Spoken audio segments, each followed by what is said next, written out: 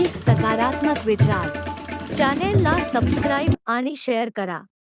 अमरावती महानगरपालिकेच्या निवडणुकीमध्ये पहिल्यांदाच असं झालं आहे की भाजपला आणि काँग्रेसला दोन पक्षांकडून मोठा धक्का बसला आहे। म्हणजे काँग्रेसला MIM-कडून, कारण MIM-च्या 11 जागा निवडून आल्या आहेत, आणि भाजपला युवा स्वाभिमानकडून, कारण युवा स्वाभिमानच्या 15 जागा निवडून आल्या आहेत। त्यामुळे आता शहरात राजकीय हालचाल दुप्पट गतीने सुरू आहे।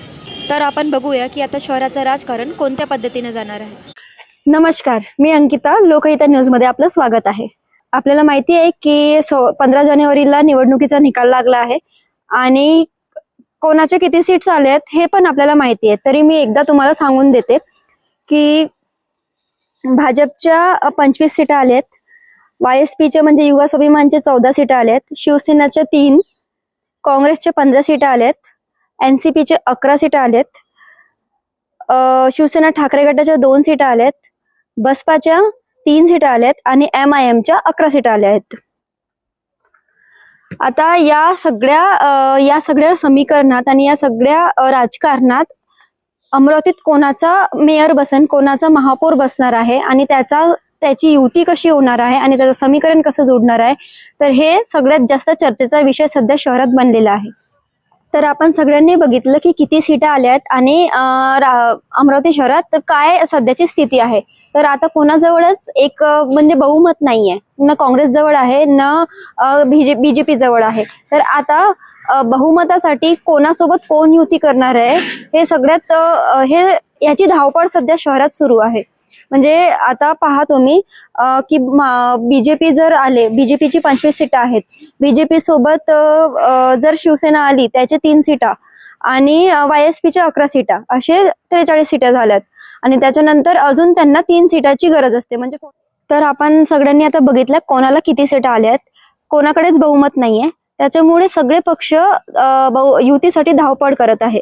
तर आता जर महायुतीचं जर आपण बघितलं तर महायुतीमध्ये कालच रवी राणांनी म्हटले की ते भाजपचा महापौर बसवणार आहे। म्हणजे आता हे तर थोडं स्पष्ट झालं आहे की युवा स्वाभिमान आणि भाजप युतीमध्ये आहे, म्हणजे युती करणार आहे। तर आता त्यांच्या युतीमध्ये शिंदे सेना पण येऊ शकते आणि आता शिंदे सेनाची युती झाली तरी त्यांना बहुमत मिळालेलं नाहीये, त्यांच्या 2 सीट अजून उरलेल्या आहेत। 45 नगरसेवक पाहिजे असते बहुमतासाठी, तर त्यांचे 43च झाले आहेत।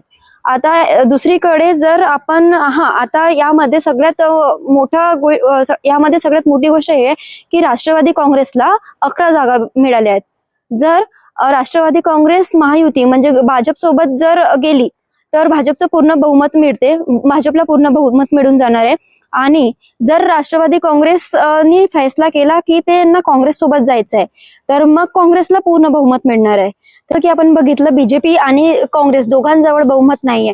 तर आता जर काँग्रेसला आपला महापौर बसवायचा असेल तर काँग्रेसला NCP, MIM आणि UBT म्हणजे काँग्रेसला NCP सोबत युती करावी लागेल आणि त्याच्यासोबत MIM-च्या 11 सीटा आणि UBTच्या 2 सीटा अशा असू शकते। तर अशा समीकरणाने काँग्रेसचं महापौर बसू शकते।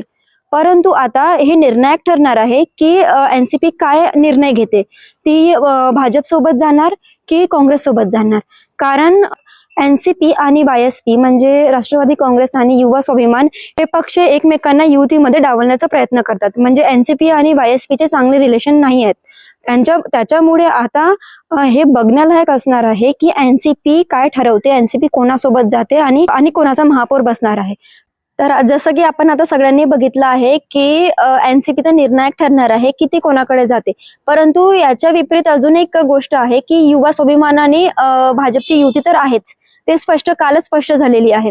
त्याच्यानंतर आता युवा स्वाभिमान आणि भाजप याचे जर आपण सीट्स बघितल्या तर ते 43 होतात, ते 41 होतात आणि त्याच्यानंतर शिंदेच्या 3 सीट 43 होतात। तर त्यांना आता भाजपला आता महापौर बसासाठी 2 सीट बाकी असतात।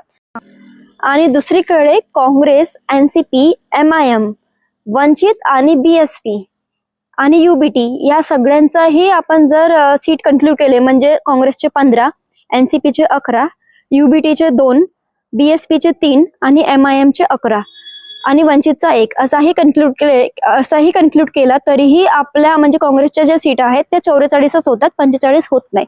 तर यामध्ये जर हा समीकरण झाला, जर अशी युती झाली तर यामध्ये बघण्यालायक असणार आहे की एक सीट ते कुठून अरेंज करणार आहे आणि कशी अरेंज करणार आहे.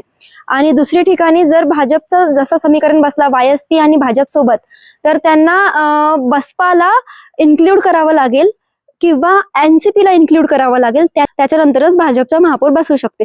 तर आता हे बघण्यालायक असणार आहे की भाजप NCP ला कन्क्लूड करते की बसपाला कन्क्लूड करते.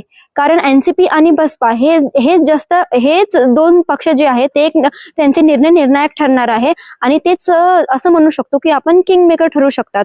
कारण युवा स्वाभिमान आणि भाजपने ऑलरेडी आपली युती घोषित केलेली आहे, परंतु युवा स्वाभिमान आणि NCP मध्ये चांगले रिलेशन्स नसल्यामुळे आता युवा स्वाभिमान, भाजप आणि NCP हे एका युतीत होणार आहे का आणि यांची युती होणार आहे का, हे एक खूप मोठा प्रश्नचिन्ह झालेलं आहे. तर NCP सोबत युती झाली नाही तर मग भाजप, युवा स्वाभिमान, BSP आणि शिंदेच्या 3 सीटा अशी युती करावी लागेल आणि त्याच्यानंतर भाजपचा महापौर बसणार आहे. तर आता या सगळ्या आता बघण्यालायक हे असणार आहे की ही तडजोड कशी होणार आहे आणि कोणत्या पक्षांनी तडजोड करणार आहे आणि शहरात कोणाचा महापौर बसणार आहे, याच्याकडे सर्वांचं लक्ष लागलेलं आहे.